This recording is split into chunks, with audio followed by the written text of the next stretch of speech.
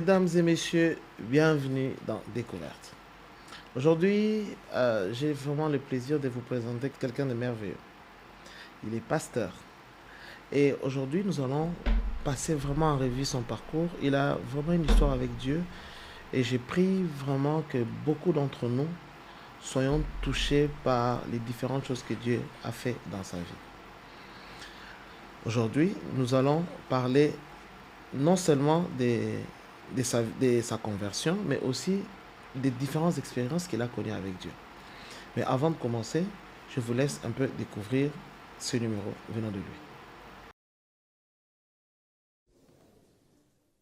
Je vais également prier pour un autre couple, toujours avec la même pensée d'entrer dans ce à quoi le Seigneur les a appelés. Ce sont des gens également qui nous étaient fidèles depuis un certain temps, depuis qu'ils ont connu les cossures. Parce qu'ils ont connu la commission à travers les cossures. Depuis là, ils sont restés jusqu'à ce que chaque signal devrait s'accomplir afin d'entrer dans ce à quoi le Seigneur nous avait appelés. Je vais appeler Théo Shaddai et Ange, qu'ils passent ici devant. Je vais également prier pour eux. Regardez d'abord l'assemblée. Est-ce que ces visages vous disent quelque chose? Voilà. Ils sont restés fidèles depuis qu'ils ont connu les cossures. C'est en quelle année? 2018 jusqu'à ces jours. Nous sommes déjà pour nous spirituellement entrés dans 2024. Ça, c'était vraiment leur maison. Ils sont fidèles. Ils vivent que par l'enseignement de l'écossure. Ils nous ont choisis comme leur mentor. Nous en aurons beaucoup dans ce leadership. Ça sont des enfants. Quand je l'envoie, je ferme les oreilles. Je sais que là où il va partir, il n'y a que la gloire qui peut se manifester. Ils ont refusé d'être chapeautés par les gens qui sont trempés dans beaucoup de choses. Alors, ils ont choisi la mission sur les gloires comme étant leur maison mère et les visionnaires comme étant leur modèle dans ce qu'ils font. Même chose, tendez votre main envers eux. Vous me regardez? Tendez vos mains vers eux, priez en esprit pendant que je vais prier pour eux. C'est lui qui éprouve la fidélité, c'est toi, Seigneur. Tout ce qu'ils ont eu à s'aimer dans cette commission, Père Céleste, qu'ils puissent récolter cela au centuple. Qu'ils soient bénis, qu'ils puissent jouir les faveurs. Lorsque tu envoies un serviteur, Seigneur, avant même de l'appeler, tu avais déjà disposé les gens, moyens ou canaux par lesquels ils vont avoir la provision sur la terre pour réaliser ton programme. N'est-ce pas qu'il est écrit que tu es celui qui appelle de l'Orient un oiseau de proie et d'une terre lointaine et n'a pas accompli tes desseins? Papa, que les oiseaux de proie soient leur partage. Dans cette commission qui vont commencer, Père Céleste, dans leur ministère qui vont commencer, communique la capacité de faire tous les services, de bénir les mariages, de baptiser. Tout ce qui est très occulte, ils sont capables de le faire à partir de ces jours. Je te remercie, Père Céleste. Que la portion de l'onction qui est derrière cette commission soit leur partage. Parce qu'ils étaient nourris à cette table. Merci, Père Céleste, pour ta grâce et pour ta fidélité. Prouve leur reconnaissance. Tout ce qu'ils ont semé ici, Papa, qu'ils les récoltent. En sacrifice, en matériel, en finance, qu'ils puissent récolter cela au nom de Christ Jésus. Je déclare les faveurs de peuple et de nations sur leur vie. Au nom de Christ Jésus. Que ton amour les couvre à jamais dans le nom de Christ Jésus. Rasakarabakandaraба shakarabako. Risakarabandabaka sabandabako roboshekiye. Rikiyababababa sakarabakandrabasi. Reshakarababababababa. Randarabasekerebekoria basakarabakorie. Shinderebekeria basakarabako. Loria babababa sakarabako roboshendekerebedine. Merci Papa, reçois toute la gloire et la louange. Nous t'avons ainsi prié au nom de Christ Jésus. Amen. Amen. Gloire au Seigneur.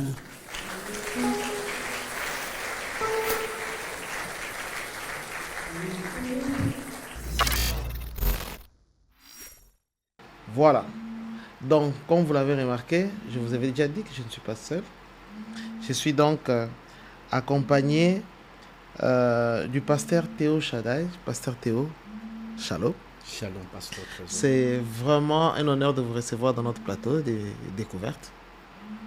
Moi, je vous ai déjà découvert, mais beaucoup de nos téléspectateurs, peut-être qui ne vous connaissent pas encore, est-ce que vous pouvez leur dire qui est le pasteur Théo Shaddai? Merci beaucoup, pasteur Trésor. C'est vraiment difficile de se présenter soi-même. Oui, je sais que c'est pas facile. Mais en quelques mots, je dirais, je suis Théo Shaddai Moubenechai. Je suis marié à ma très charmante épouse. Que nous saluons en passant. J'espère que elle aussi, c'est une femme merveilleuse, je vous assure. J'ai appris à la découvrir et j'espère que dans les prochains jours, elle sera parmi nous pour Femme Épouse Ben. Ah, ça De c'est la vrai. maison, en tout cas, nous vous saluons, maman, que Dieu vous bénisse. Amen, amen. Donc, avec elle, le Seigneur nous a bénis avec 4 enfants. Ok. Donc, 3 filles et un garçon. Donc, je suis pasteur, responsable et visionnaire de l'église Centre évangélique Puissance Séville, qui se trouve à Briquine, précisément sur l'avenue Ceinture Verte numéro 1. Ok. Donc ça, c'est ce qui concerne ma vie spirituelle. Et en dehors du spirituel, je suis ingénieur de formation Ok. et également je suis dans l'entrepreneuriat. Wow. Donc c'est ce que je peux dire un peu en gros. Mais c'est beau, vous savez, cher téléspectateur, de voir un ingénieur qui sert Dieu Ouais. avec crainte et tremblement. Amen. Alors, dites-nous, pasteur Shaddai, comment ça s'est passé votre rencontre avec Dieu? Comment vous avez d'abord connu le Seigneur, en dehors d'abord de le servir en tant que pasteur? Comment s'est fait votre rencontre avec Dieu? Bon, ça remonte de 1997-98. Ok. Donc j'étais Ah, encore vous êtes trop un jeune. doyen. Nous, à cette époque-là, on était encore loin. Oui, ça fait quand même très longtemps. Wow. Donc j'étais là un jeune garçon qui avait des ambitions, et notamment d'être ingénieur, comme je le suis aujourd'hui.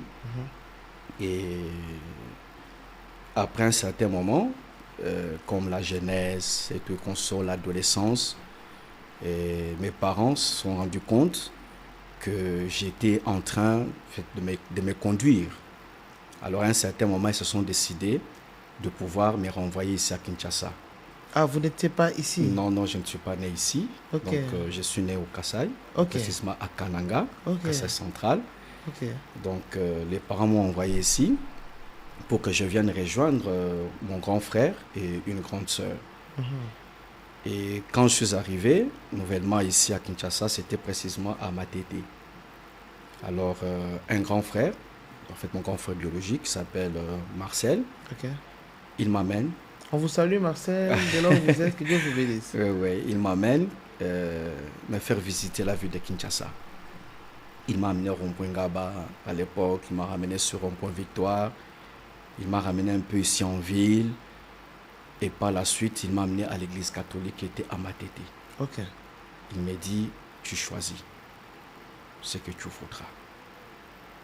C'est ça Kinshasa, tu choisis. Et je suis rentré à la maison. En fait, comme j'étais déjà acolyte, je servais à l'église catholique. Ok. Donc je me suis dit, bon, certainement, je vais continuer avec l'église catholique.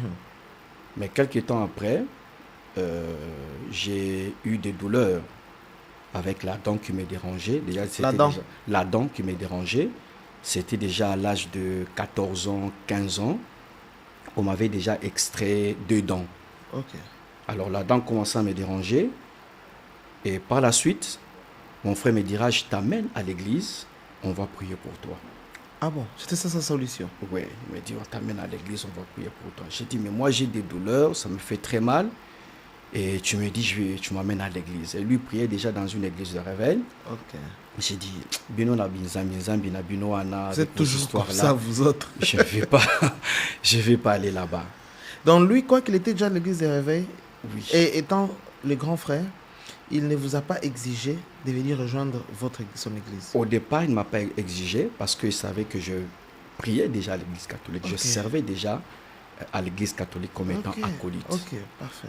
Alors, il m'a proposé, j'ai dit, bon, amenez-moi à l'hôpital au lieu de m'amener là-bas. D'ailleurs, vos églises, là, il y a beaucoup trop de bruit et tout et comme ça. Ok. Alors, il m'a pris, il m'a dit, bon, on va aller à l'hôpital.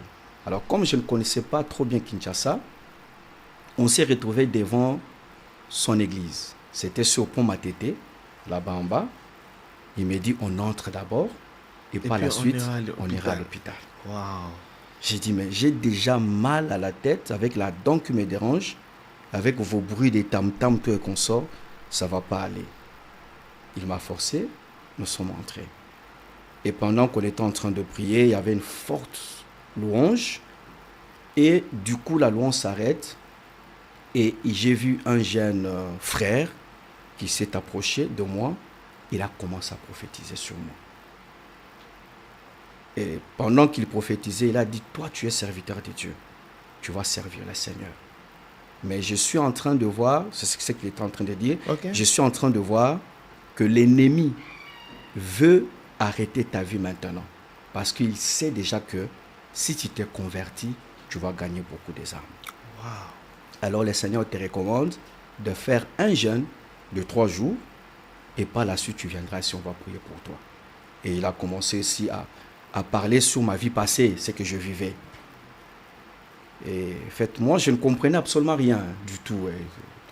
Après le culte, quand nous sommes rentrés à la maison, j'ai même dit à mon frère, et à Marcel, je s'appelle Marcel, j'ai dit, mais tu es allé dire ma vie à ces jeunes garçons-là que je ne connais même pas, et il sort ça comme des prophéties. D'ailleurs, moi, jeune là, je ne veux pas faire ça. Il m'a dit, non, il faut gêner, il faut prier, c'est que c'est une révélation de la part de Dieu, tu es serviteur de Dieu, il faut gêner. J'ai dit, je ne le ferai pas.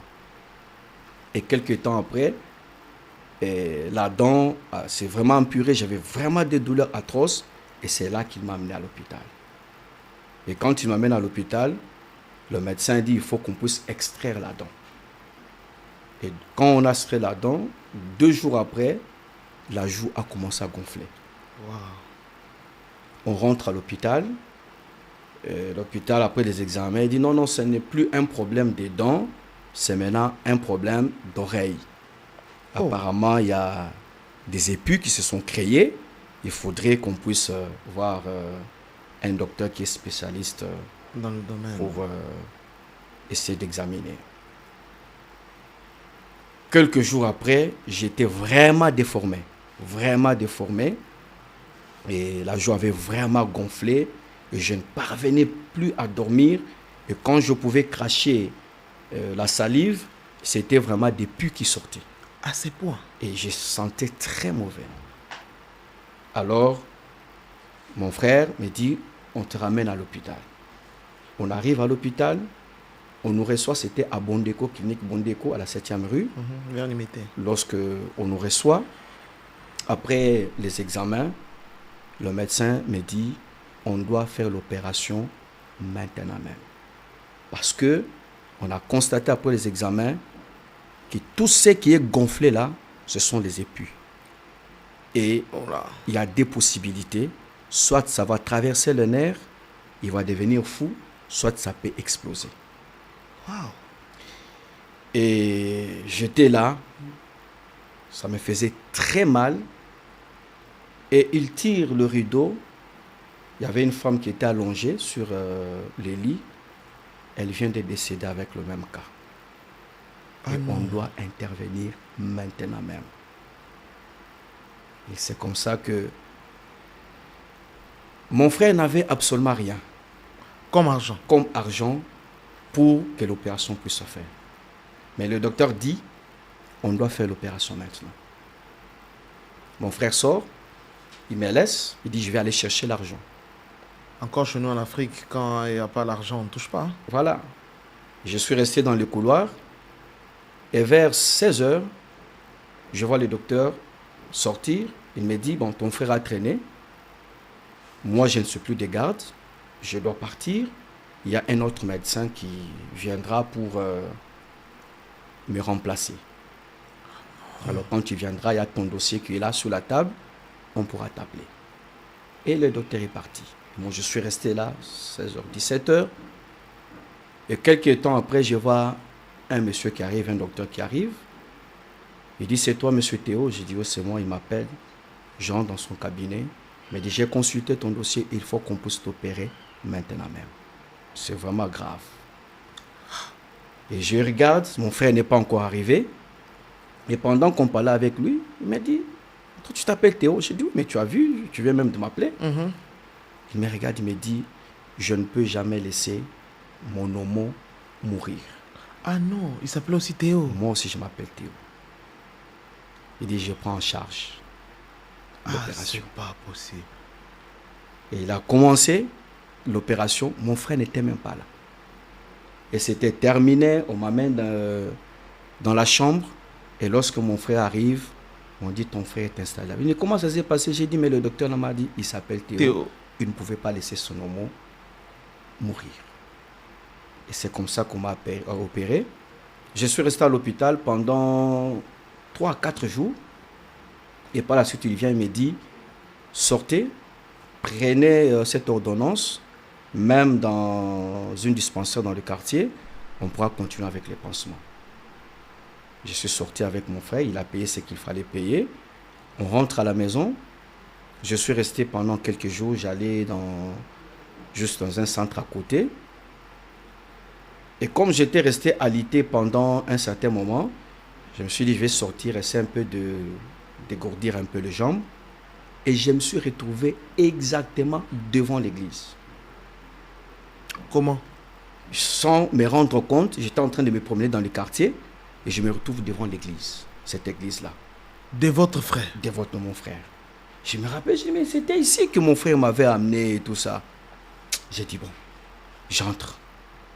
Et j'ai trouvé qu'il y avait l'intercession. Et pendant qu'il priait, le même frère revient encore vers moi. Il me dit, toi, tu es un serviteur de Dieu. Là, souvent, j'imagine, vous dites, voilà, le monsieur encore. Il vient encore pour la deuxième fois. Voilà. Avec son histoire de servir Dieu. Mais dit, le diable veut mettre fin à ta vie, mais Dieu a besoin de toi. Il y aura beaucoup de gens qui seront sauvés au travers de toi. Et il a commencé à prier pour moi, et c'est là que j'ai été baptisé du Saint-Esprit. Sans être baptisé d'eau, directement j'ai reçu le baptême du Saint-Esprit. Vous avez vécu l'histoire de Corneille, Actes chapitre 10. Voilà. Wow. Effectivement, même histoire avec Corneille. Et c'est de là que tout a commencé. Et je suis resté dans cette église pendant un certain moment où j'étais à l'intercession. Et par la suite, le Seigneur a fait grâce que les dons de prophétie se sont ouverts. Et j'ai commencé à prophétiser. Et vous je aussi. suis resté jusqu'à aujourd'hui où on est en train de servir le Seigneur. Waouh! Non, mais c'est merveilleux. Amen. Vous voyez comment est-ce que Dieu agit. Dieu utilise plusieurs moyens pour attirer ses enfants vers lui. Et vraiment, votre histoire, c'est vraiment une histoire extraordinaire. Amen. Et maintenant, là, vous êtes dans cette église. Vous êtes resté pendant combien d'années? Je suis resté dans cette église pendant presque une année. Ok. Pendant presque une année parce que mon frère avait quitté l'église. Ok. Et par la suite, moi aussi je suis parti de cette église. Ok. Et de là, je suis allé à l'église Assemblée chrétienne Tabernacle. Ok. C'était Angaba qui dirigeait l'apôtre Paul Kambangalamouloumen. Ok. Et c'est de là même que le Seigneur m'avait beaucoup plus taillé dans la prophétie. Ok. Ouais, c'est là vraiment que j'étais vraiment encadré. C'est là que j'ai reçu même le baptême d'eau. Ah, donc malgré que vous étiez baptisé du Saint-Esprit, vous n'êtes pas fait baptiser là-bas? Oui, Pendant toutes ces années-là, une année? Pendant une année, je n'avais pas reçu le baptême d'eau. Pourquoi? C'était quoi la raison? En fait, je ne sais pas, c'était l'organisation peut-être de l'église. Mais les dons, j'étais en train d'exercer. Déjà, je prophétisais, j'étais à l'intercession. C'est passé comme ça. Et après, je pense, une année, où quand je suis arrivé à l'église, à l'Assemblée chrétienne Tabernacle, c'est là où on m'a posé la question, est-ce que tu as été baptisé d'eau? Tu prophétises déjà? J'ai dit non, je n'ai pas été baptisé d'eau. C'est là que l'apôtre Daniel Ngalamulume Kamba m'a baptisé d'eau Njili, à la rivière Njili. Ok. C'est là où j'ai été baptisé. Wow. Et là, vous faites combien d'années Après, à l'église où vous faites baptiser? voilà, à l'église où je me fais baptiser, je pense que nous sommes restés là pendant 2 ans ou 3 ans. Et l'église devrait ouvrir une autre extension à Matete. Et c'est comme ça qu'on a quitté pour aller ouvrir une autre extension avec le pasteur Mathieu, paix à son âme, et le prophète Mathieu, paix à son âme. C'est de là que nous sommes partis à Matete pour commencer une extension de l'Assemblée chrétienne Tabernacle. Et là, nous sommes restés. On a travaillé pendant plusieurs années. Et par la suite, on a quitté là. Le Seigneur avait permis que je puisse quitter là. C'était en raison d'ailleurs de la distance. Parce que j'avais quitté Matete. J'habitais maintenant Mbinza Delvaux, sur l'avenue Lalo. C'était vraiment une très longue distance. Très. Avec mon ami Maître Charles Ndumbi. C'est là où on habitait, de jeunes étudiants. On était là. Et de là, on ne parvenait plus encore à rentrer jusqu'à Matete. Ensuite jusqu'à Matete pour l'église. Et c'est comme ça qu'on a rejoint l'église Cité Bethel. Ok, qui était dans les parages. Qui venait à peine de commencer. Ok. C'était encore en dessous d'un arbre. Il y avait le pasteur Isaac Ngouya qui était là comme pasteur. Il nous a appris et on a commencé à travailler avec lui. Et là, je pense que c'était vers les années 2006, si je ne me trompe, 2004 peut-être, si je ne me trompe pas, 2004 ou 2003, si je ne me trompe pas, et on a travaillé avec lui depuis un certain moment, on a travaillé avec lui pendant, je pense, 3-4 ans, où on était avec lui. Et après un certain moment, on a déplacé le pasteur Isaac Ngouya, de là où il était, à l'église Cité Bethel, on l'a déplacé, on l'a envoyé ailleurs, il n'était pas content, il a quitté l'église Bethel. Et nous sommes restés là. Après un certain moment, on a dû aussi quitter pour rejoindre le prophète Kennedy Kenda, qui était comme un grand frère, qui était comme un aîné, qui était l'ami au prophète Matthieu, qui était mon père spirituel quand je commençais avec la vie chrétienne. Alors nous sommes allés vers lui comme étant un grand frère qu'on connaissait, un aîné qu'on connaissait. Nous sommes allés à ses pieds. Et c'est de là, en 2006 ou 2007, que j'ai été consacré au ministère. C'est le prophète Kennedy Kenda qui m'a consacré au ministère en tant qu'évangéliste. Et de là, on a travaillé avec lui. Il devrait maintenant quitter la RDC pour les États-Unis. Et on est resté, on ne savait pas comment faire. Et c'est de là que je me suis rencontré avec celle qui est aujourd'hui mon épouse. Oh là! Et pendant qu'on était là, fiancés et tout ça, c'est comme ça qu'il me parlera du prophète Francis Ngawala. Ah, ok. Votre épouse vous a parlé du prophète Francis Ngawala. Il dit non, moi je suis avec le prophète Francis Ngawala. En tout cas, il Père organise. Franck, là vous êtes, que Dieu vous bénisse abondamment. Père Franck, déjà, il passe chez nous, pour ceux qui ne savent pas, chaque samedi, chaque dimanche à 16h30. Donc, que Dieu vous bénisse de là où vous êtes. Ah oui, c'est même mon parrain de mariage. Hein. Oh, ah bon, ça c'est merveilleux ça. Notre mariage, c'est le tout premier mariage de l'église Parole de foi.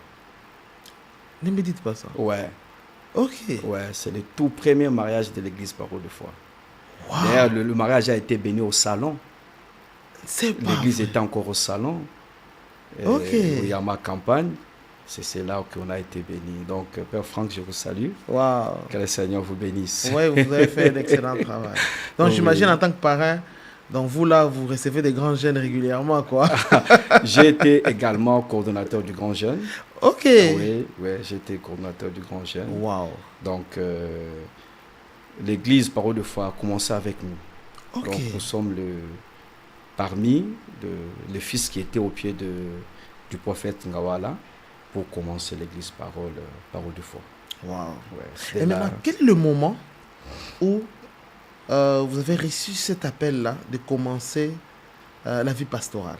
commencer une œuvre pastorale? C'était en 2015 Ok. que j'ai reçu de la part du Seigneur l'appel pour commencer le ministère.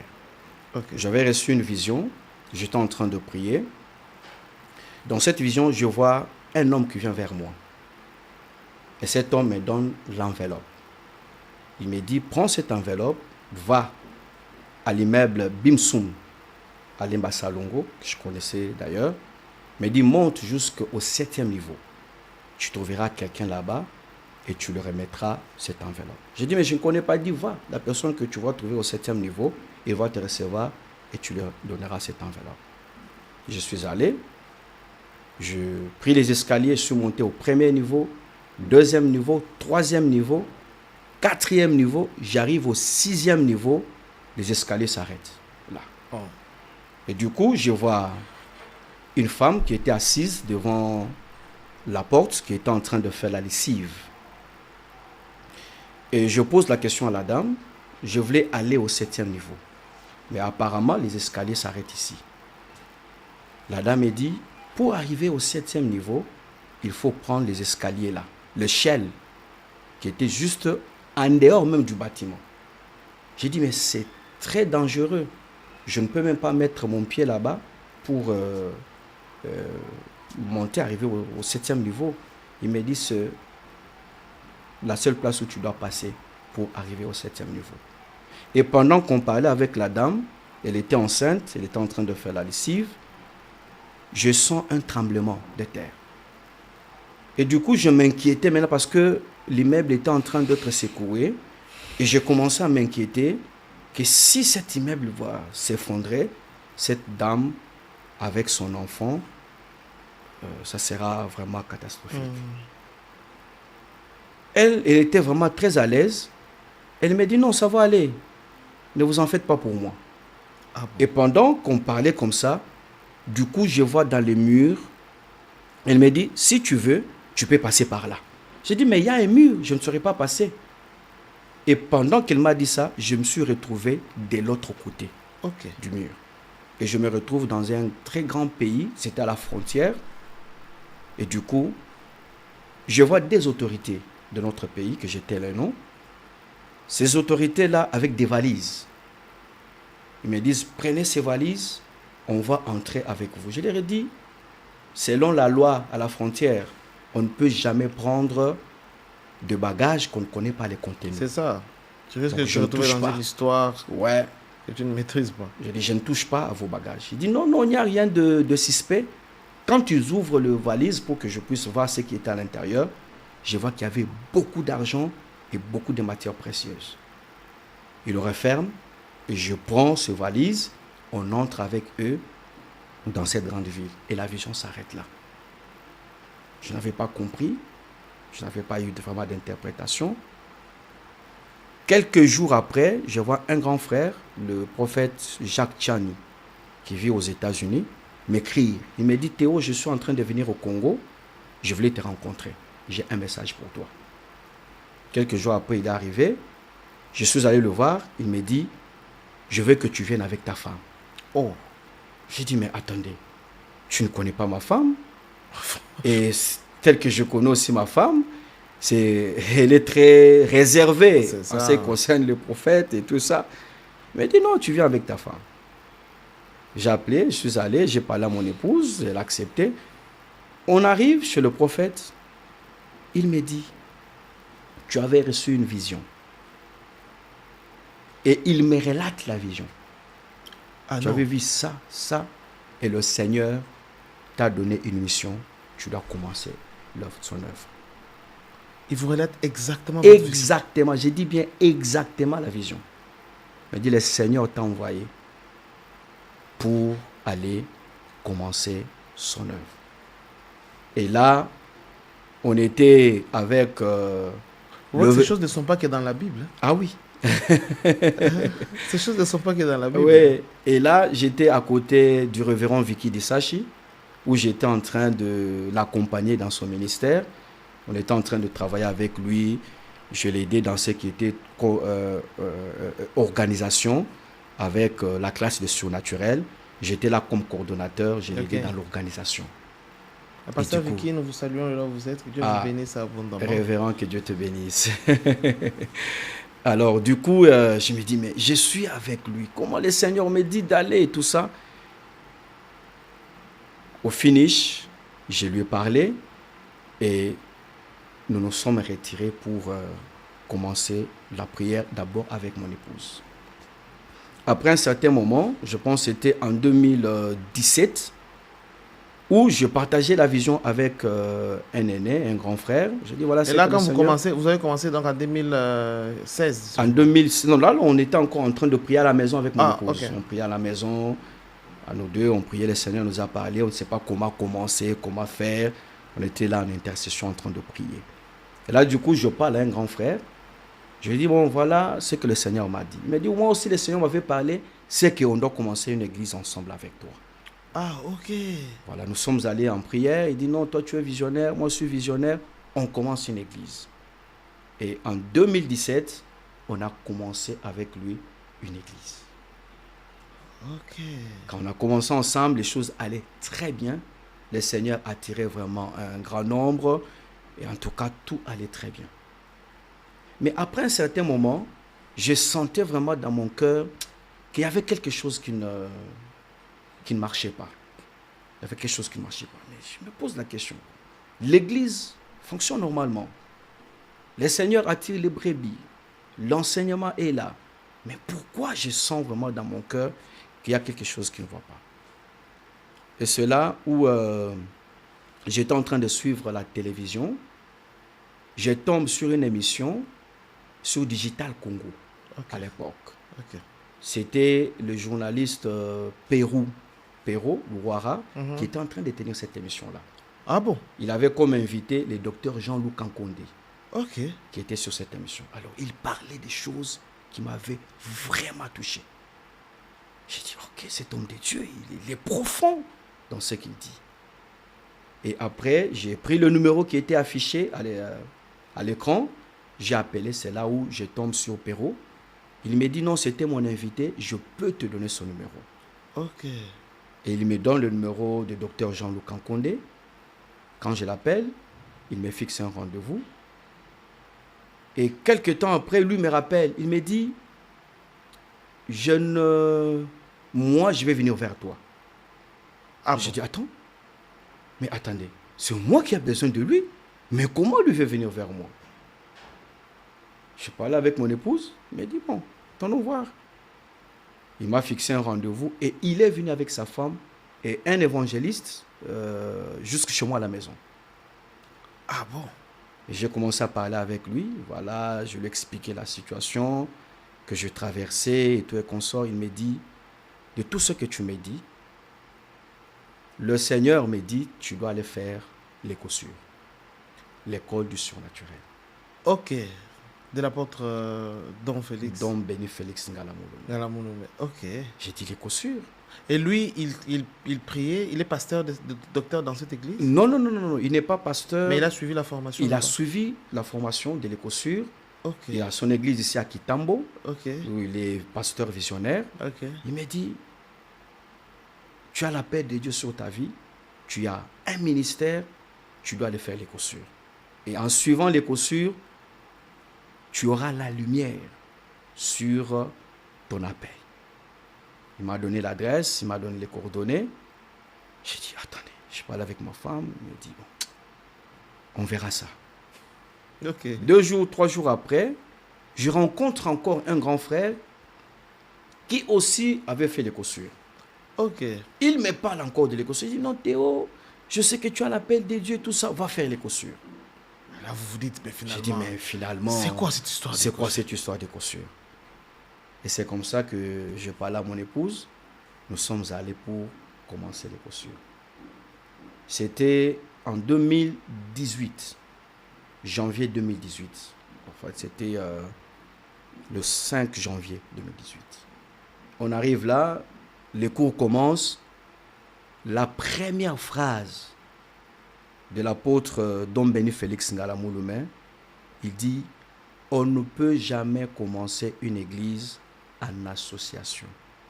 Dieu donne la vision à une seule personne et met à côté de lui des collaborateurs. Waouh. Je me dis, Seigneur, mais Dans nous, quoi on a est-ce que- commencé une église en association avec un homme de Dieu. C'est que je ne suis pas dans les bons. Je reviens, je parle à mon épouse, j'ai dit, voilà ce que j'ai suivi. En fait, on était d'ailleurs avec elle. On a parlé, j'ai dit, tu as écouté ce qu'on a dit? Elle me dit, on doit arrêter. Carrément. Carrément. Mais non, mais j'apprécie, en tout cas, que je rends gloire à Dieu. J'apprécie votre attitude d'être ouvert aux remarques et de vous réajuster à chaque fois que vous vous rendez compte que vous n'avez pas emprunté les bons chemins. Et ça, c'est une attitude, une bonne attitude d'un chrétien. Tout à fait. Et on continue avec les cours. Une semaine après, j'appelle mon ami, le pasteur, je lui dis, moi, je dois arrêter. Et comment il l'a perçu? En tout cas, pour lui, ce n'était pas vraiment une bonne position. On devrait continuer parce que les choses fonctionnaient normalement. Oui. Alors, il y a eu ce qu'il y a eu entre moi et lui. Par la suite, je lui ai dit, attends, je dois arrêter. Je parlais aux fidèles, je leur ai dit, ceux-là qui voudront me suivre, ils vont me suivre à la mission Soleil Gloire. Nous allons tous nous asseoir dans le banc pour être formés. Donc, en fait, là, vous abandonnez l'œuvre que vous avez commencée Là, et j'abandonne vous allez comme fidèle. comme fidèle simple. Ah non. Ouais. Je suis allé comme fidèle simple, comme un membre qui va intégrer une église. Et l'église où vous étiez, ça pouvait déjà compter combien de fidèles déjà? En tout cas, on était déjà au-delà de 50 personnes. Quoi? Déjà au-delà. Et on pouvait même aller à 70-80 par moment si on organisait des activités. Waouh. C'était déjà... on avait même déjà quelques instruments, des chaises. Il y avait déjà même quelque chose dans la caisse. Ça fonctionnait normalement. Et c'est dès là que je vais à la mission Soleil Gloire. Après avoir terminé avec la formation, je parle à Papa Dombeni Félix Ngalamouloumen. Je dis, je viens m'asseoir à vos pieds pour être rééduqué dans le ministère. Waouh. Ce que j'ai écouté à l'Écosur et la manière dont vous fonctionnez dans l'œuvre de Dieu, c'est pour moi un modèle. Nous sommes allés avec ma femme et mes enfants et les 2 membres de l'église qui m'avaient suivi s'asseoir pour être rééduqués, pour être formés. Non, mais ça, c'est une attitude à louer, ça. Oui. Et à l'église, après un certain moment, comme je suis technicien de formation, j'ai intégré l'équipe technique de médias, Ok. où j'étais caméraman. Donc, vous quittez les pasteurs Oui, à fidèle ouvrier quelque part. ouvrier, où j'intègre le département, pas de modérateur, pas de prédicateur, Mais technique. j'intègre la technique. Parce que je suis ingénieur de formation. Et de là, je ne suis même pas le responsable de la technique. Je suis un membre au sein du département. Non, mais ça, c'est quelque chose Ouais. extraordinaire. On ne voit pas ça partout. Et quand vous intégrez comme ça, n'avez-vous pas été victime de pressions venant de, je sais pas, des anciens fidèles ou des gens qui vous connaissaient avant, qui vous demandaient, mais écoute, qu'est-ce qui se passe? Est-ce que c'est une bonne option? Tout à fait. Tout à fait. Il y avait vraiment Même une des pression. moqueries, peut-être même d'autres personnes. J'ai subi tout ça. J'ai subi tout ça. Il y Comment avait vous avez vraiment fait la pour pression. gérer ça? Au fait, c'est parce que j'avais écouté Dieu. C'est Dieu qui m'avait parlé de rester au pied de cet homme de Dieu. Et moi, quand Dieu me parle, je nage à contre-courant. Waouh. Peu importe ce que les gens peuvent dire, quand j'ai déjà écouté de la part de Dieu, j'obéis. J'avais vraiment la pression des gens qui me connaissaient. Ils disent, mais qu'est-ce que tu fais? Les gens qui connaissaient comment je fonctionnais dans l'œuvre de Dieu. Mais tu quittes, tu vas t'asseoir, Tu deviens fidèle. tu deviens fidèle. Et j'étais fier de cela. Waouh. Et cela pendant 6 ans. Ah non. Oui. pendant 6 ans où je suis resté au pied de docteur Don Béni Félix Ngalamouloumé pour apprendre. Mais pendant ces temps-là, est-ce que vous aviez toujours la vision de recommencer à faire une église? Vous saviez toujours ça? Ou bien c'était même un projet pour lequel vous ne calculez plus Non. C'était une vision que j'avais reçue de la part de Dieu. Mais comme je devrais recevoir les éléments qui pouvaient me permettre à pouvoir recommencer, et comme on nous a enseigné à l'école que la vision est progressive, et on devrait attendre, quand on reçoit la vision, on doit attendre l'ego de Dieu. Ok. Où le Seigneur vous dit, maintenant vous pouvez commencer. Et moi, j'attendais les maintenant là. Ok. Que le Seigneur me dise, maintenant, vous pouvez commencer. Que c'est le moment pour... Et il y a eu beaucoup de sollicitations. Pendant même qu'on priait au salon avec mon épouse, il y avait quelques personnes qui venaient nous solliciter, qui venaient là, on priait pour eux. Le Seigneur agissait. Et il y a eu même un qui est allé là même louer la salle, la place. Il dit, en tout cas de ce que j'ai vu, le Seigneur a fait, on doit quitter les salons pour commencer l'église. Je suis allé même, j'ai visité la salle. Pendant que je visite la salle, le Seigneur me dit non.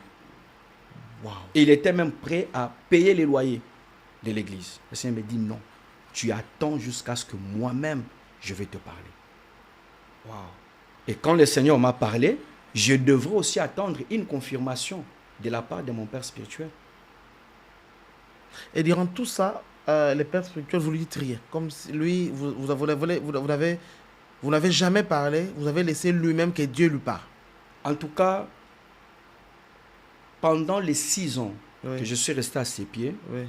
je ne pense pas l'avoir rencontré dans son bureau plus de 3 fois. Où on est resté comme ça en train de parler avec lui, échanger avec lui, en ce qui concerne les ministères. Non. J'étais seulement en train de prier que Dieu lui parle. Au moment où le temps pourra arriver pour qu'on puisse commencer avec le ministère. Wow. Et je pouvais me recevoir des messages, des prophéties des hommes de Dieu. Le Seigneur me dit, maintenant commence. Maintenant Non. commence. Que le Seigneur lui dise. Que le Seigneur lui parle.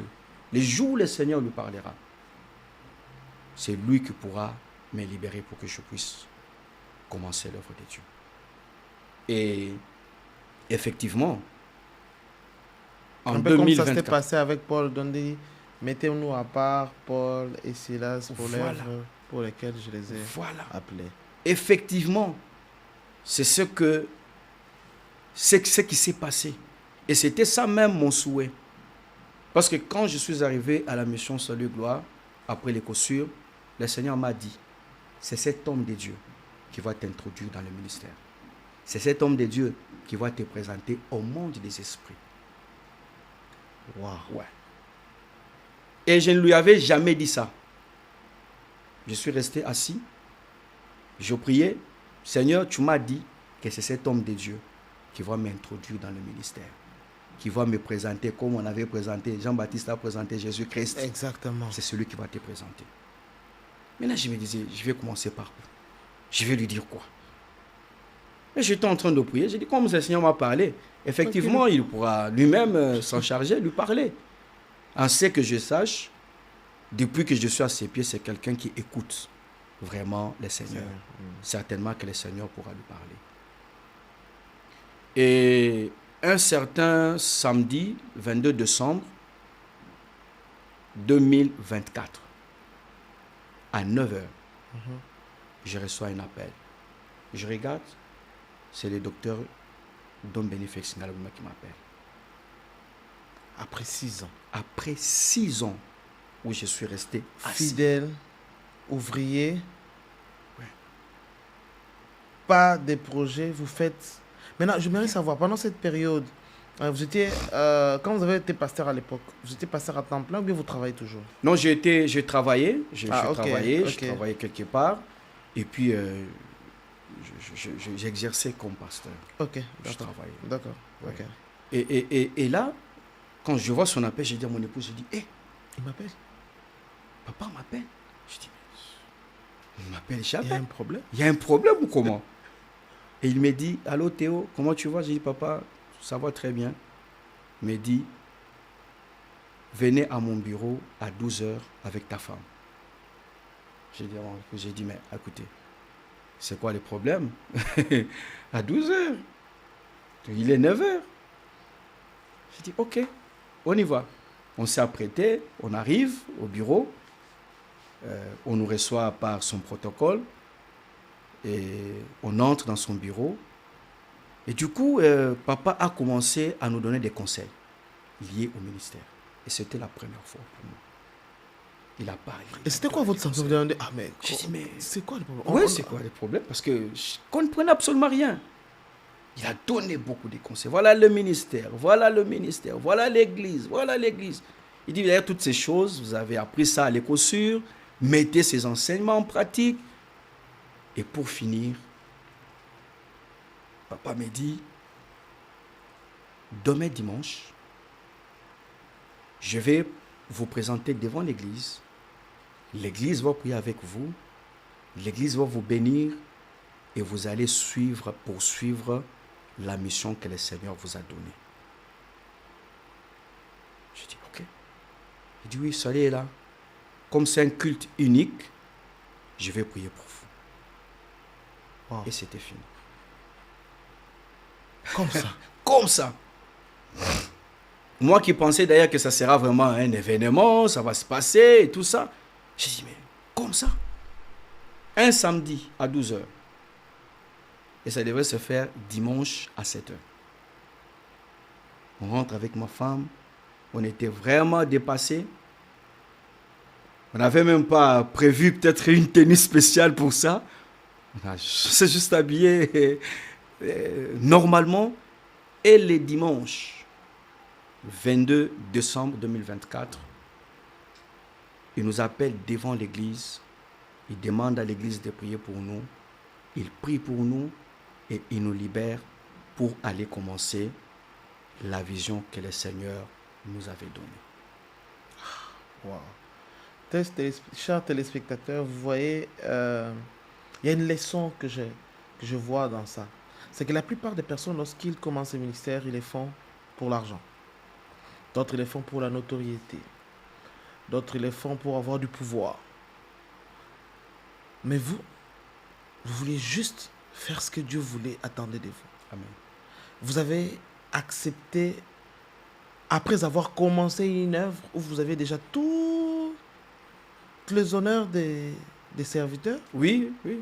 Tout ce qu'il y avait comme honneur et tout ça. Vous recommencez titre, responsabilité. Même pas comme nous, comme un fidèle d'abord. Comme un fidèle. Et des fidèles, on devient ouvrier de quelqu'un.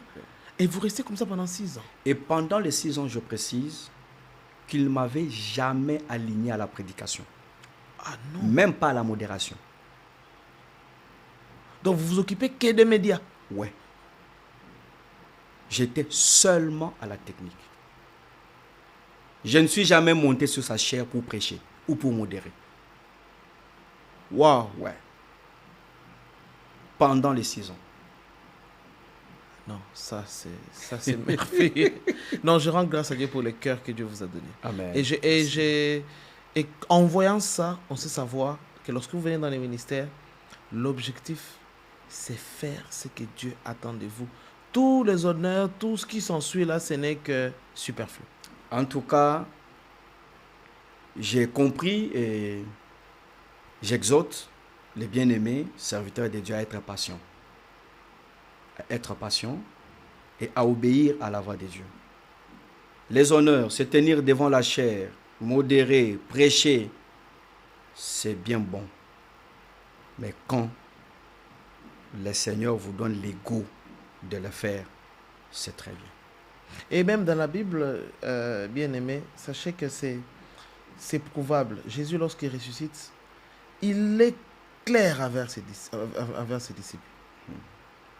Vous ne bougez pas jusqu'à ce que je vous donne le go. Ouais. S'il n'y a pas de go, vous ne faites rien. Tout à fait. Restez à la chambre haute. Ouais. Acte chapitre 1, le verset 8. Il devrait attendre. Il leur pose la question. Ouais. C'est quand le moment, il dit, je ne vous dis pas, attendez. Tout à fait. Et regardez, après avoir reçu La puissance du Saint-Esprit. Comment le ministère a explosé? Un seul discours. L'ancien Pierre qui pouvait avoir peur d'une femme, Voilà. n'avait même plus peur encore qu'on puisse l'arrêter. Tout à fait. Quand le Seigneur vous donne l'ego, vous ne connaîtrez jamais des échecs dans ce que vous faites. Wow. Ouais. Et depuis lors, vous avez commencé l'œuvre. Vous pouvez nous rappeler encore l'adresse? C'est...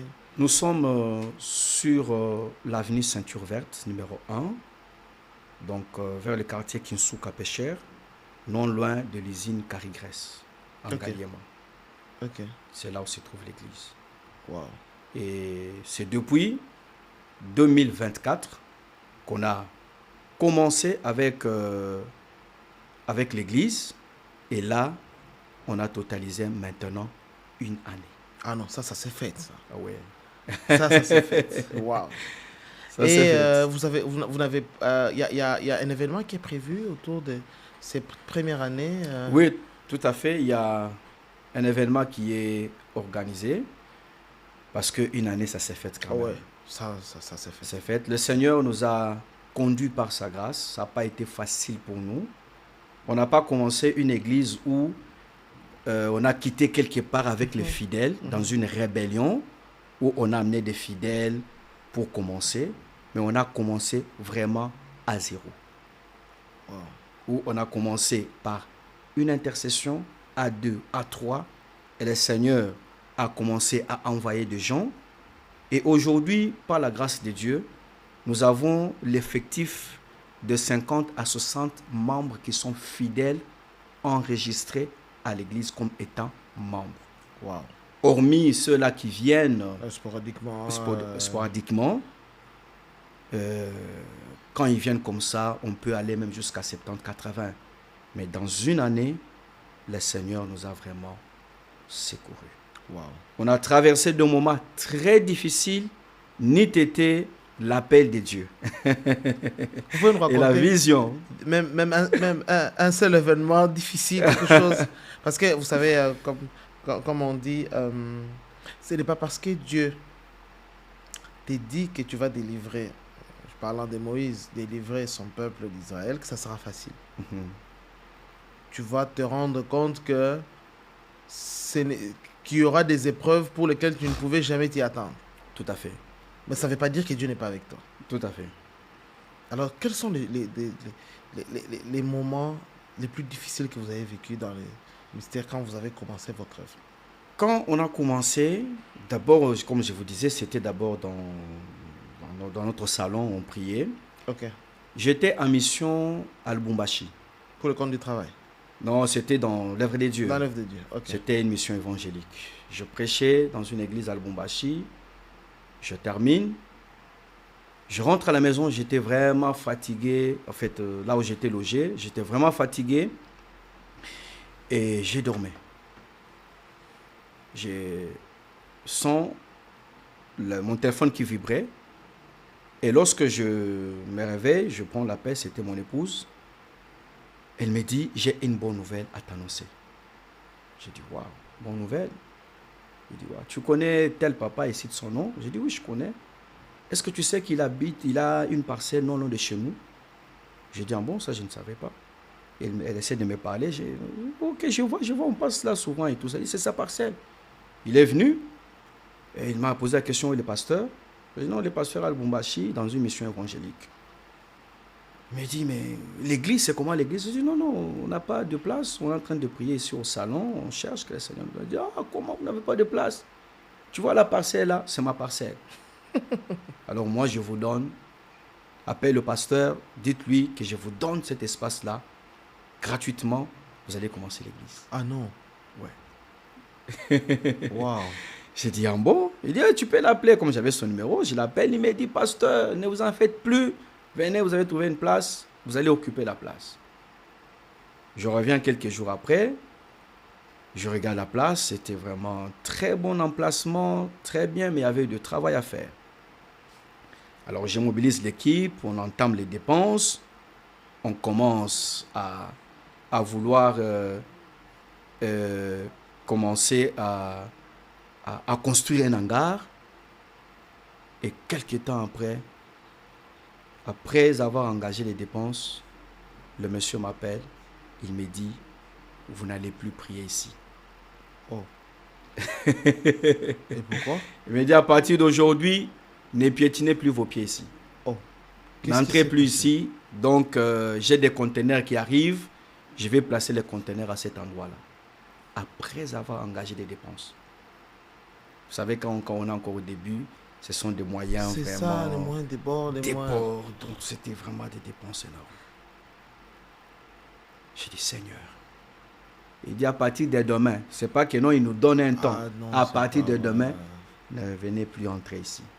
C'est fini. On m'a dit que tu es sorcier. On m'a dit que tu es ceci. On m'a dit que tu es ceci. Donc, cette place-là. Quelqu'un est venu vous calomnier. Ah oui. J'ai dit, ah bon, moi, depuis quand? Et c'était vraiment terrible. J'appelle mon équipe. J'ai dit, bon, voilà, on n'a plus accès à cet endroit-là. Maintenant, comment on doit faire? Le diable, c'est un menteur. Voilà. Et nous sommes allés encore nous réfugier quelque part. C'était dans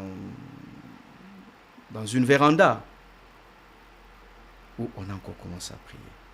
C'est juste quelques jours après, moi j'ai l'habitude de prier beaucoup plus en langue, en esprit. C'est comme 1 Corinthiens 14:2 qui dit, c'est lui qui parle en langue, il s'édifie. Il ne parle pas aux hommes, mais il parle à Dieu. Donc quand je prie en langue, je sens que je suis vraiment beaucoup plus sensible spirituellement et je parle vraiment à Dieu. Comme dit Paul, celui qui prie en langue fait des excellentes actions de grâce. Et l'Esprit de Dieu me dit, sors. J'obéis, ça c'est moi. Quand il me parle, peu importe ce qu'il me dit, j'obéis d'abord. Ok. Je suis sorti sans savoir où j'allais. Comme Abraham. Oui. Et j'étais en train de prier en esprit dans le quartier. Je marchais. Et j'arrive quelque part, du coup, il me dit, arrête-toi, regarde ici. Je regarde, c'est un espace. Il me dit, mais tu n'as pas vu ça? Bon. J'essaie de m'informer. Je parle à 1, 2, 3 personnes de mon entourage. Je me dis, non, on connaît cet endroit-là et tout ça, mais le propriétaire n'est pas là et tout ça. On entame des démarches. On trouve qu'on connaît quelqu'un là-bas. Et c'est là que le Seigneur va nous orienter pour commencer l'église là-bas. C'est là où vous êtes jusqu'aujourd'hui. C'est là où on est jusqu'aujourd'hui. Ah, c'est comme ça que vous avez connu les lieux là. Voilà, c'est comme ça qu'on a connu les lieux. Ça s'est passé comme Dieu a montré à Abraham l'endroit où il devait sacrifier Isaac. Tout à fait. Waouh. Tout à fait. Et c'était vraiment difficile pour nous parce que, vous savez, quand on est encore au début, on a engagé des moyens. Du coup, on vous dit, vous n'allez plus prendre accès. C'était vraiment difficile pour nous. Waouh. Et aujourd'hui, Dieu vous a fait grâce. Ouais. Une année. Ouais. Et ça se fête. Et il y a l'événement, vous avez dit, c'est prévu quand? L'événement est prévu pour le 29. Donc ça, c'est une célébration qui va aller sur 3 jours. Ok. Tellement que le Seigneur a fait des choses merveilleuses, on ne sait pas vraiment en un jour raconter tout cela. Ok. C'est comme ça qu'on a étalé cette célébration sur 3 jours. Donc ça sera jeudi le 29 janvier, vendredi le 30 janvier et puis dimanche le 1er février, de 16h à 19h. Waouh. Et par la grâce de Dieu, on a des... Tous les 3 jours, vous dites, ça sera le soir? Ça sera le soir, même, dès 16h. Même les dimanches? Même les dimanches. Ah, ok. Il n'y aura pas culte le matin? Il n'y aura pas culte le matin. Ok. Nous allons nous rencontrer à 16h pour célébrer ce que le Seigneur a fait avec le centre évangélique Puissance et Vie. Waouh. Ouais. Non, ça c'est... En tout cas, qu'est-ce que vous dites aux personnes qui sont... Regardez votre caméra.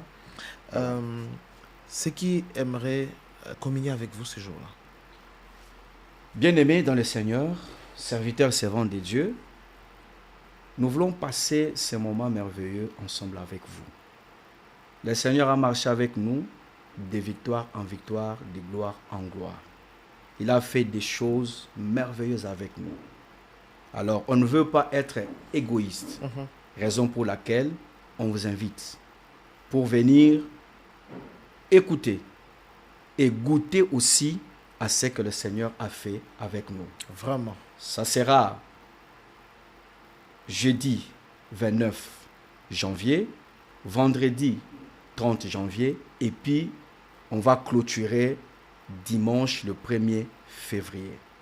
Par la grâce de Dieu, nous avons sélectionné avec le Saint-Esprit des hommes de Dieu, que le Seigneur a capacité, que le Seigneur utilise d'ailleurs puissamment pour passer ce moment ensemble avec nous. Donc nous serons avec le patriarche d'Issach Kalinga, Hubert, qui sera avec nous comme orateur. Nous serons avec l'éminent serviteur de Dieu, le prophète Jimmy Mbaya, qui sera avec nous. Et nous serons également avec l'homme de Dieu, le révérend pasteur Emani Lunda. Et moi-même, votre ami serviteur, nous serons là pour passer ce moment avec vous. Nous vous invitons. Le Seigneur a fait de grandes choses. Et pendant ce moment de célébration, il y a un miracle. Il y a une grâce que le Seigneur va déverser pour votre vie. Amen. Bienvenue à tous. Waouh, waouh. En tout cas, je vous prie d'être là. Moi-même, je ferai un effort parmi les 3 jours, au moins un jour pour que je sois là. C'est vrai qu'au niveau de l'église, nous avons une activité des jeunes, mais je ferai un effort du maximum pour aussi communier avec vous. Merci d'avance. Je vous prie vraiment d'être là. Vous savez, il y a une grande joie de voir Dieu s'investir, travailler, étonner les gens dans son œuvre. Amen. Et je crois que jusque-là, ce n'est pas encore fini. Ah, c'est pas encore fini, papa. Que vous êtes encore devant une longue route que vous devez passer. Tout à fait, Et papa. Dieu va vous étonner encore de manière Ah, extraordinaire. gloire à Dieu. Gloire à Dieu. C'est chaque jour que nous sommes en train de vivre vraiment la main de Dieu. On est en train de vivre vraiment les surnaturels. J'aime bien ce verset qui dit pendant que les hommes font des projets, celui qui est assis dans les cieux regarde et il rit. Aïe, aïe, aïe. Oui. Des fois, l'ennemi, il passe par des hommes comme ce qui s'est passé avec vous. Il vous complique pour que vous n'ayez pas les lieux, on vous calomnie, tout ça. Mais celui qui est dans les cieux, qui contrôle toutes choses, il regarde. Il contrôle toutes choses, il rit, regarde. Il dit regarde, voilà ça. Ouais. On a même connu des temps difficiles comme là où on est, par la grâce de Dieu, c'est vraiment un emplacement très stratégique, très accessible. Il y a eu même à un certain moment, je ne sais pas, c'est entre parenthèses, quelqu'un qui est allé solliciter à celui qui est comme le gérant de lui payer plus que ce que l'église paye pour prendre cet endroit-là. Et vous savez, naturellement, quand on présente à un homme ce qu'il reçoit, on lui présente plus de ce qu'il reçoit. Des fois, la tête le ne cœur, réfléchit plus. le cœur d'un coup se laisse emporter. Oui. On a connu ça. Et c'était un moment très difficile pour nous, pour l'église. Et on a commencé à prier. On a prié, on a compris que l'ennemi ne voulait pas. Vous savez, Il est jeune. spirituellement, il y a des positions. Oui. Déranger. Spirituellement, il y a des positions. Quand on prend ces positions-là, même d'une manière naturelle, spirituellement, ça a des significations. Quand vous êtes sur une avenue, vous êtes au numéro 1. Donc, avant que Tout le monde passe sur cette avenue-là, passe devant vous. Wow. Que ce soit le monde des esprits ou le monde physique, passe par là. Vous êtes la tête de cette On avenue. est la tête de cette avenue et de ce quartier. Et spirituellement, c'était des combats très intenses. Mais par la grâce de Dieu, le Seigneur nous a toujours donné la victoire. Wow. Parce que, évidemment, nous sommes plus que vainqueurs avec Jésus-Christ. Et sinon, nous allons commencer déjà à chuter. Dans votre appel, parce que je sais que chaque appel a un message, une vision, un objectif, quelque chose qui cherche à... Quel est le message clé de votre appel? D'abord, avant de parler du message, j'étais en train d'ailleurs de donner la vision que le Seigneur m'avait donnée. Je n'avais pas vraiment, je ne suis pas allé jusqu'à la fin parce que c'est très long. On l'a reçu, comme on dit, progressivement. Alors, cette vision-là que le Seigneur m'avait donnée, en avril, non, c'était au mois de février, pendant que j'étais en train de suivre les cours. C'était dans la salle de l'écosur, je suivais les cours. Vous savez, quand on suit les cours, après un certain moment, c'est comme un léger sommeil qui nous prend, un assoupissement qui nous prend. Comme l'histoire un sommeil, un vent doux et léger. Voilà. C'était exactement ça pendant que le docteur Dom Benny Félix était en train de donner cours. Donc du coup, c'était comme ce petit sommeil-là. Et je revois encore la même vision. Et quand je revois la même vision, l'Esprit me dit, prends Job 32, 8. Directement, je sursaute et j'écris Job 32, 8. Après le cours, j'ouvre la Bible, je lis, il est dit, en réalité, dans l'homme, c'est l'Esprit. Le souffle du Tout-Puissant qui lui donne de l'intelligence. Et le Saint-Esprit a commencé à me parler pour me dire, avec ton corps, tu es arrêté au 6e niveau. Mais avec mon esprit, tu peux aller au-delà. Ah, c'est là la vision. C'est là la vision. Là, vous avez maintenant des réponses plus claires. Et là, maintenant, il commence à m'expliquer maintenant la vision. Il me dit, un esprit n'a pas de limite. La Bible dit, tout celui qui est né de l'esprit est comme le vent. Où est-ce qu'il va? Tu ne sais pas d'où est-ce qu'il vient, d'où est-ce qu'il va. On ne sait pas le saisir. Il dit, quand vous opérez dans la dimension de l'esprit, l'ennemi ne peut pas vous atteindre et ne peut pas vous arrêter. Et c'est là il me dit, va, enseigne à mon peuple, selon Romains chapitre 8, verset 11, que l'esprit de celui qui a ressuscité Jésus-Christ entre les morts habite en vous. Pour quelle raison? Pour donner la vie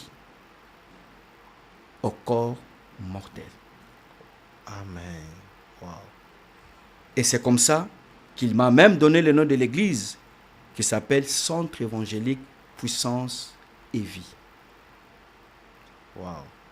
Donc nous avons pour mission de pouvoir susciter pour Dieu un peuple esprit témoin efficace de l'œuvre et des œuvres de Jésus-Christ par la puissance du Saint-Esprit.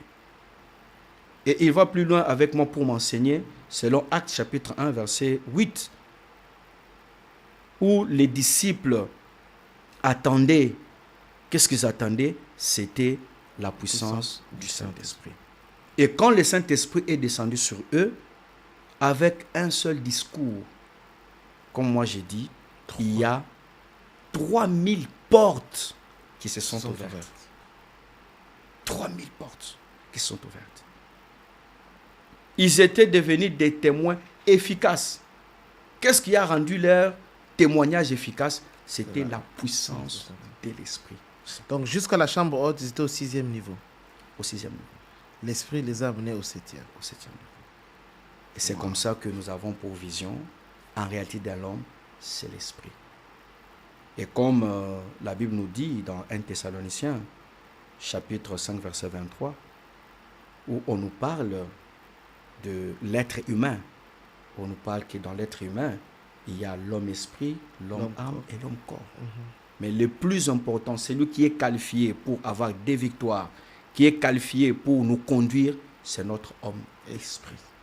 Lorsque nous sommes forts spirituellement, d'ailleurs, vous savez ce qu'on dit, que le spirituel a de l'ascendance sur ce qui est matériel. Et nous enseignons aux enfants de Dieu comment développer leur esprit. Comme dit le livre des Hébreux, c'est par la foi que nous croyons que le monde a été harmonieusement créé par la parole de Dieu. Ainsi, les choses visibles tirent leur existence de l'invisible. Dans l'invisible. Wow. Donc, quand tu as déjà remporté la victoire sur le plan spirituel, tu peux voir maintenant la réalisation sur le plan matériel. Du moment que tu n'as pas remporté la victoire sur le plan spirituel, d'ailleurs même, quand on regarde la vision que le Seigneur a donnée à Moïse pour la fabrication du tabernacle, il a d'abord donné une vision. Moïse a vu le tabernacle dans la vision. Dans son esprit, il a d'abord capté les modèles. Et Dieu lui dit, fais selon les modèles que tu as reçus. Et lorsque Moïse a fait selon les modèles, la gloire de Dieu est descendue. Wow. Alléluia. Amen. Quand on saisit les choses sur le plan spirituel, sur le plan physique, on voit la réalisation. Raison pour laquelle beaucoup des enfants de Dieu, jusqu'à présent, sont en train de marcher dans les échecs, dans une vie de frustration. Pourquoi? Parce que sur le plan spirituel, ils n'ont pas le poids qui correspond au combat qu'ils ont. C'est comme ça d'ailleurs, même quand nous lisons la Bible nous parle de combat spirituel. On ne nous parle pas de combat intellectuel, on ne parle pas de combat physique, on nous parle de combat spirituel. Et comment tu peux gagner spirituellement si toi d'abord tu n'es pas fort spirituellement. Si d'abord tu ne prends pas d'abord la conscience de ce que tu es. De ce que tu es. La Bible dit, c'est lui qui est né de Dieu triomphe du monde. Mais qui triomphe du monde? C'est notre esprit. Oui. C'est notre esprit qui est né de Dieu. Il a dit, dans Jean, tel il est, tel nous sommes. Tel nous sommes. Dieu est qui? Dieu est esprit. Jean 4, verset. Et nous devons agir, marcher, avoir la conscience de cette nature que le Seigneur nous a donnée. Avec notre intelligence, nous sommes très limités. Très, très limités. Parce que l'intelligence ne connaît que ce qu'il a déjà vu, vécu, entendu ou expérimenté. Voilà. Et ce qui est au-delà de ce que nous voyons, nous ne le maîtrisons pas. Pas du tout. Et notre esprit connaît ce que nous ne connaissons pas. Tout à fait. Tout à fait. Alors, vous êtes vers Brikin, vous dites?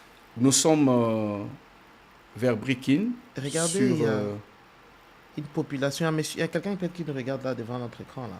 Amen. Qui n'a pas d'église d'attache. Qui ne sait pas, il est comme une brebis errante, comme dit Paul.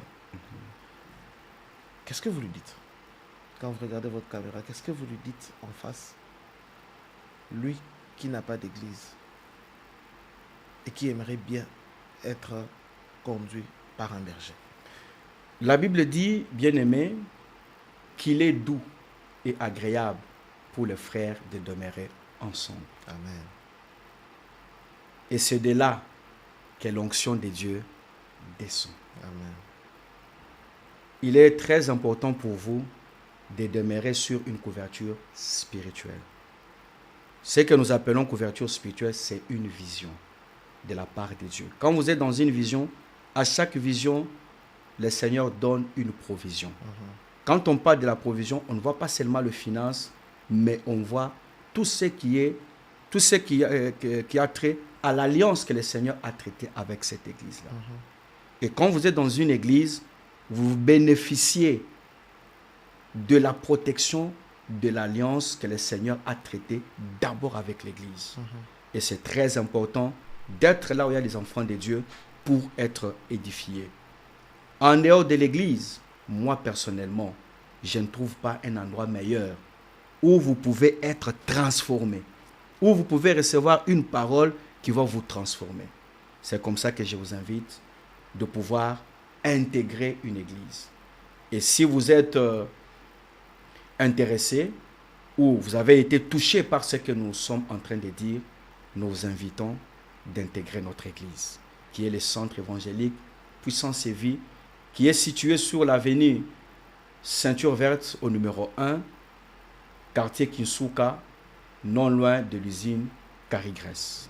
Mais déjà, c'est là où nous allons donc atterrir. Mais déjà, vous êtes les bienvenus dans l'église. La porte vous est grandement ouverte. Venez avec tous vos fardeaux, avec toutes vos maladies, avec toutes vos difficultés. Ce n'est pas l'homme des dieux, mais c'est les dieux du lieu qui va vous décharger, qui va vous guérir. Amen. Et sachez-le, déjà, n'oubliez pas, notez dans vos agendas, mettez des rappels dans vos téléphones. Nous sommes là le 29, le 30 et le 1er février. Au même lieu, et la gloire de Dieu va se manifester. Amen. Si vous n'êtes jamais arrivé au 3e niveau, eh bien, vous allez atteindre le 7e niveau avec Dieu. Les chiffres 7 dans la Bible, c'est le jour où Dieu s'est reposé. C'est les chiffres de la perfection. C'est Amen. quand tout est fini, Dieu est au repos et il voit l'œuvre qu'il a réalisée. Et nous croyons fermement avec Dieu que si vous intégrez l'Église, Le centre évangélique le Puissance centre et Vie, évangélique puissance et vie, Dieu vous aidera à être dans le même repos que lui. Amen. Amen. C'est donc sur cette note que je m'adresse. Est-ce que vous avez un dernier mot de la fin à dire? Le dernier mot que faites pour cette partie, Yeah. c'est que Jésus-Christ vous aime. Mhm. Il veut que vous puissiez fonctionner selon votre nature. Amen. Il veut que vous puissiez fonctionner selon sa volonté. Vous êtes un ambassadeur sur cette terre, non pas pour accomplir votre propre volonté ou votre propre mission, mais pour accomplir la mission de Dieu. Amen. Il est très important de découvrir ce pourquoi le ciel vous a introduit sur la terre. Mhm. Vous êtes sur la terre avec un but. Mhm. Et par la grâce de Dieu, le Seigneur nous a fait grâce à conduire certaines personnes à découvrir ce pourquoi Ils ont ils été sont sur la terre. Que ta vie ne soit pas comme un hasard sur terre. Tu as une mission de la part de Dieu. En accomplissant la mission que le Seigneur t'a donnée, tu deviens une réponse pour ceux de ta génération. Mais quand tu n'accomplis pas, tu es d'abord l'échec pour le royaume de Dieu et tu es l'échec pour ceux qui sont tout autour de toi. Amen. Il est très important de pouvoir découvrir ce pourquoi vous êtes sur la terre. Et quand vous allez le découvrir, vous allez entrer dans le repos. Parce que vous serez en train de travailler dans votre élément, dans ce pourquoi le Seigneur vous a introduit sur la terre. J'ai toujours pris un exemple facile. Quand vous prenez un médecin, un docteur, vous l'amenez devant, vous l'amenez par exemple dans un atelier de menuiserie. Ça sera compliqué pour lui. Il ne comprendra absolument rien. Pourquoi? Parce qu'il est habitué au bistouri, il est habitué avec des seringues. Il ne sera pas à l'aise parce qu'il n'est pas dans son domaine. Mais quand vous le prenez un docteur, vous l'amenez dans une bloc opératoire, C'est là il que se vous sent découvrez comme un poisson un dans l'eau. poisson dans l'eau. Pourquoi? Parce qu'il est dans son élément. Il est en train d'accomplir ce pourquoi il a fait des études.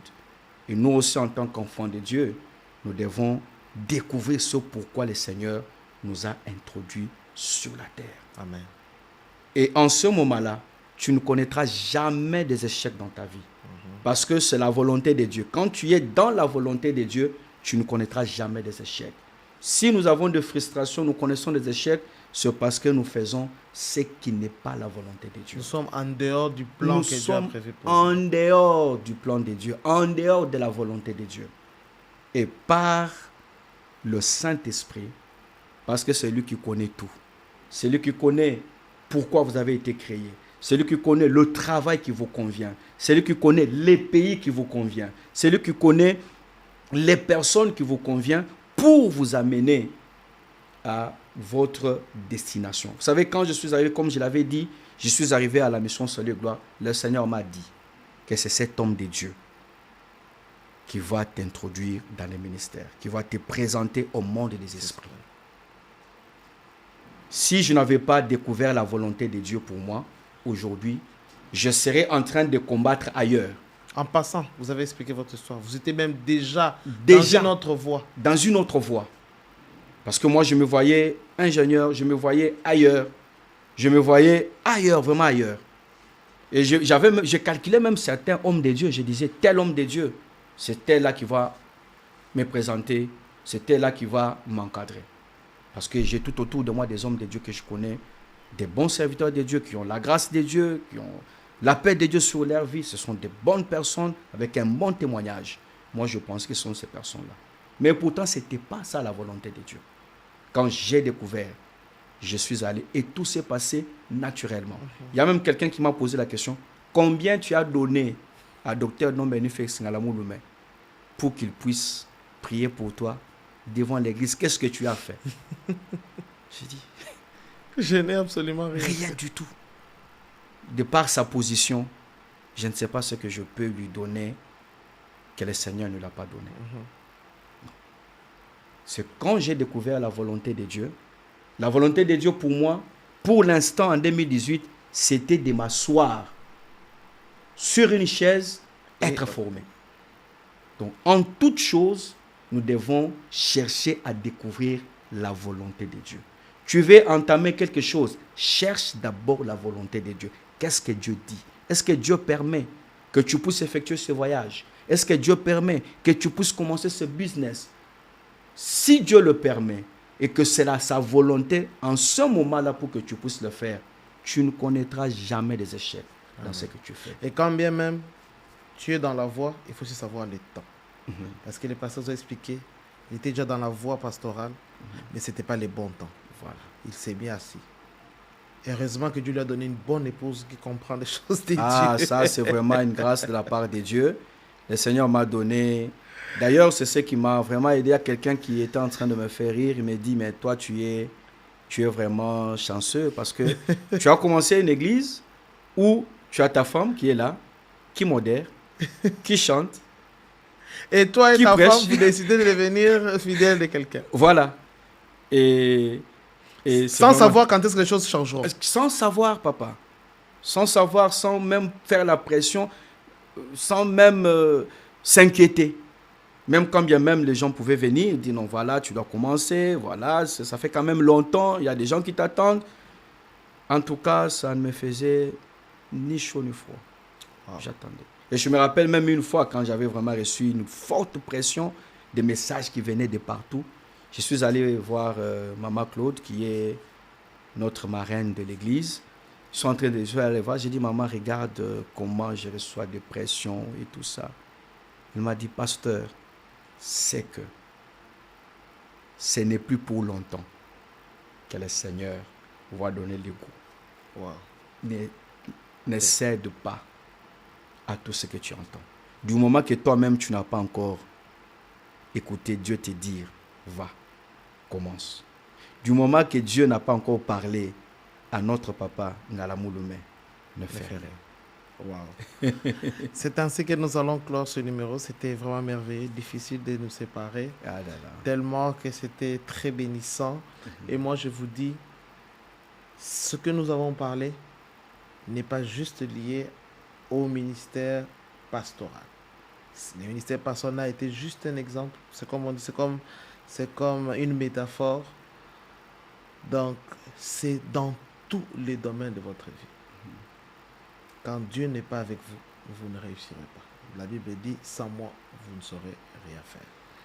C'est sur cette note que nous nous séparons. Moi, je vous donne rendez-vous la semaine prochaine, à la même heure, pour de nouvelles découvertes. Je suis donc Trésor que tu es là et je pense que vous avez passé des bons moments. Si vous avez des questions à poser, vous savez qu'il y a toujours ce numéro qui est au bas de l'écran. Contactez-nous et nous ferons le plaisir de vous aider. Je vous dis au revoir. Et pasteur, c'était un plaisir. J'espère qu'il y aura la prochaine fois, même dans d'autres émissions, où nous pourrons nous voir. Le plaisir est partagé. Et au revoir à vous, chez vous à la maison. Que Dieu vous bénisse. Amen.